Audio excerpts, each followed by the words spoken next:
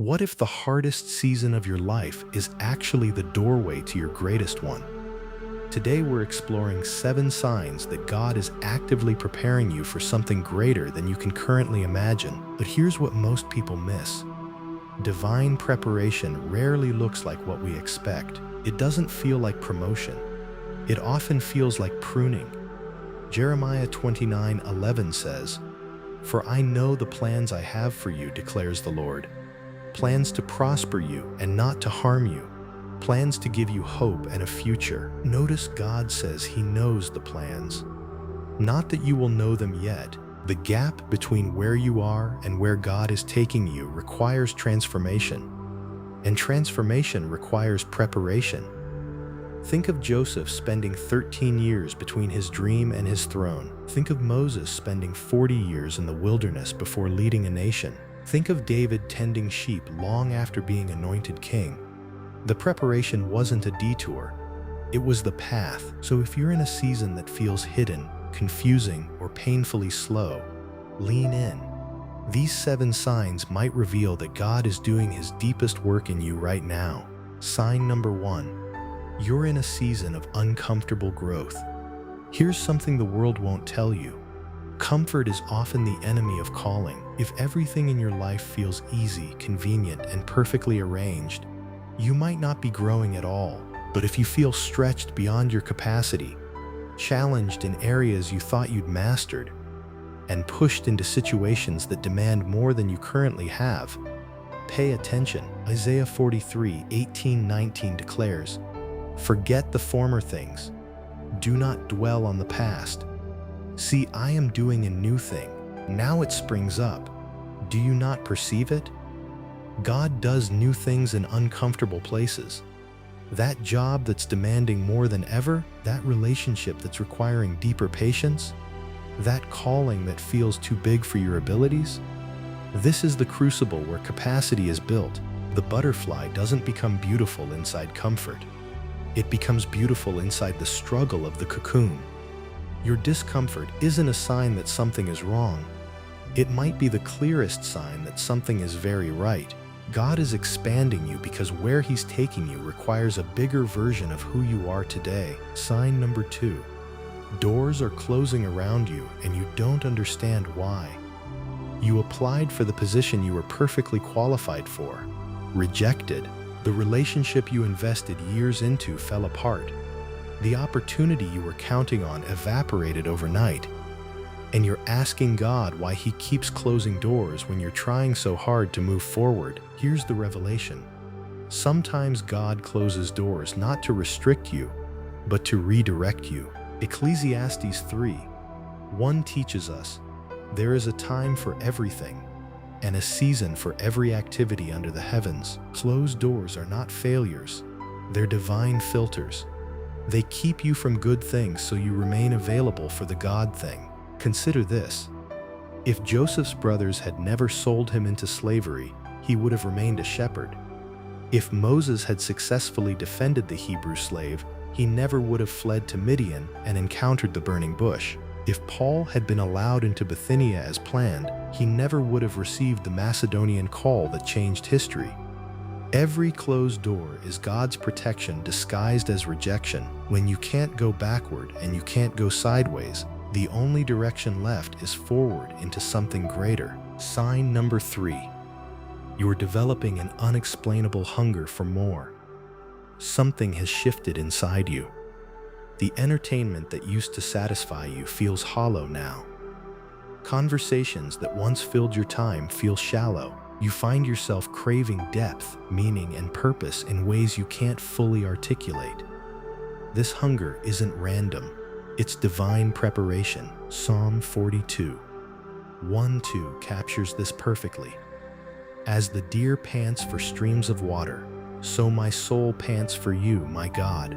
My soul thirsts for God, for the living God." When God is preparing you for elevation, He first creates dissatisfaction with your current level. He makes the old wineskins feel too tight. He makes the shallow waters feel too confining. That restless hunger you feel for truth, for impact, for something that matters, Is God creating capacity for what He's about to pour into your life? Don't medicate this hunger with distractions. Don't silence it with busyness. This sacred discontent is the very engine that will propel you into your next chapter. The hunger isn't the problem. The hunger is the preparation. Sign number 4. Old relationships are shifting and some are ending. This is perhaps the most painful sign of divine preparation, and yet one of the most necessary. People who walked with you in your last season are suddenly creating distance. Friends you've known for years no longer understand you. Family members who once supported you now question your direction. Before you panic, understand this. Elevation always requires separation. Ecclesiastes 3:1 reminds us there is a time for everything, and that includes a time for certain relationships to fulfill their purpose and release you. Not every person in your history is meant for your destiny. Some people were assigned to you for a chapter, not the whole book. And when God is preparing you for new territory, He often rearranges your relational landscape. Think of Abraham leaving his father's household. Think of Ruth leaving Moab to follow Naomi. Think of the disciples leaving their nets, their tax booths, their former lives. The people around you either pull you forward or hold you back. God is not cruel when He shifts your relationships. He's being surgical. He's creating space for the connections that will support who you're becoming, not just who you've been. Sign number 5. You're being tested in small things and private moments. You thought the big opportunity would come with fanfare. Instead, you're being asked to be faithful in obscurity. You're handling small responsibilities, serving when no one notices, staying consistent when there's no applause. This hidden season feels insignificant, but it's actually the proving ground for everything ahead. Luke 16:10 cuts straight to the heart of this. Whoever can be trusted with very little can also be trusted with much, and whoever is dishonest with very little will also be dishonest with much. God tests private character before granting public platform.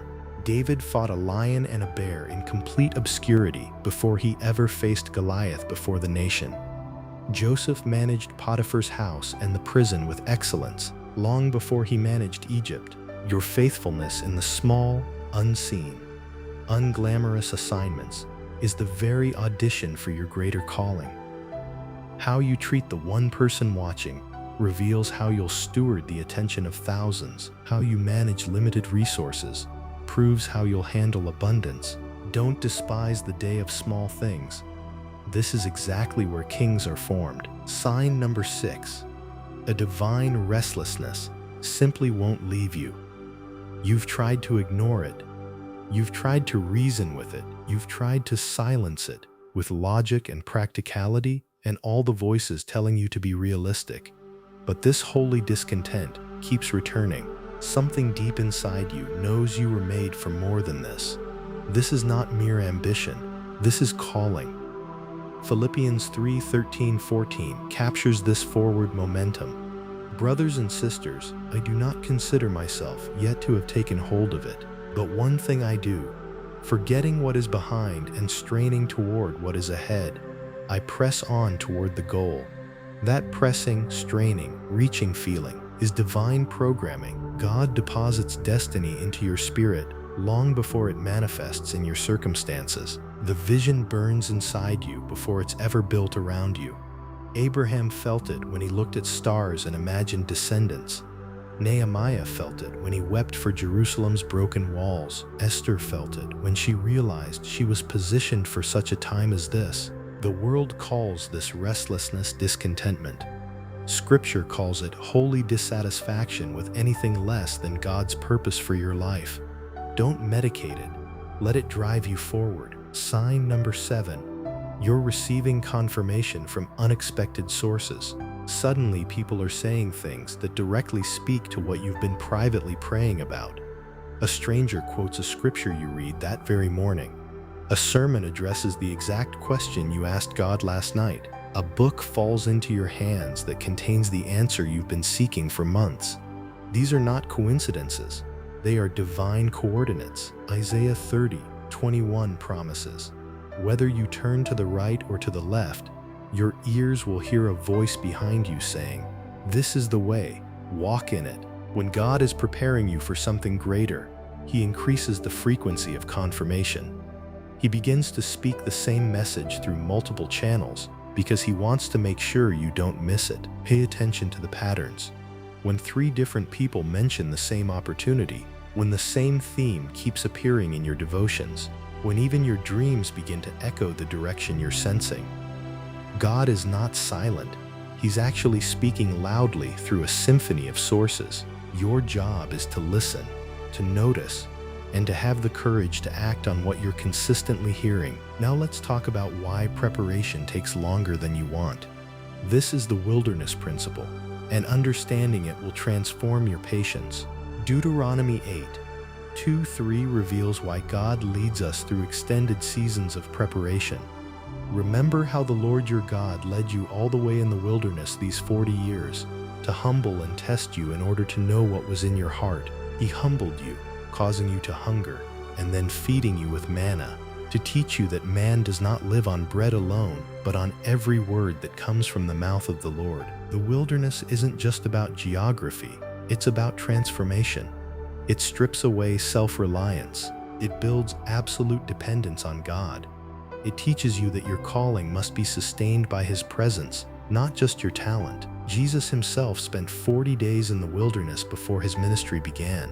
The Israelites spent 40 years there before inheriting the promise. Preparation seasons build the character, the faith, and the resilience that your future assignment will require. You're not wasting time in the wilderness. You're being forged there. The person who enters the promised land must be different from the person who left Egypt, and that transformation takes time. So what do you do with all of this? Here's your assignment, and please don't miss this.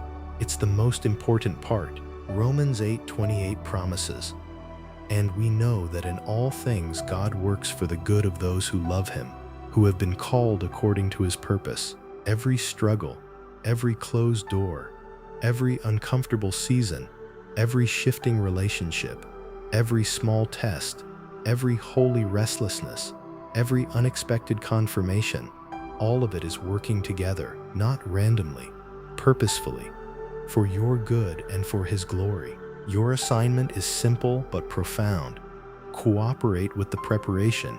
Stop fighting the process. Stop trying to skip the character development. Stop rushing past the very experiences that are building your capacity for what's coming. Instead, lean into the discomfort, knowing it's expanding you. Trust the closed doors, knowing they're protecting you. Honor the hunger, knowing it's preparing you.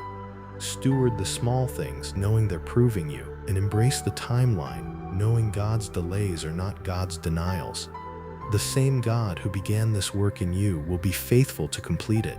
What He's preparing you for is greater than anything you could prepare yourself for. Your breakthrough isn't just coming, it's being carefully, lovingly, deliberately constructed, and when it arrives, you'll understand exactly why the preparation took everything it took.